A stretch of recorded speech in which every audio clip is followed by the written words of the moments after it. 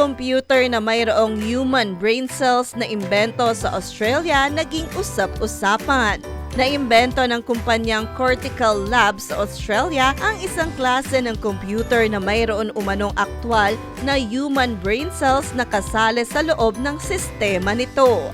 Ang CL1 ay ang kauna-unahang code deployable biological computer sa buong mundo, kung saan dinadagdagan ito ng neuron cells mula sa stem cells upang makagawa sila ng sistema na may kapasidad na mas matuto ng mas mabilis kumpara sa artificial intelligence.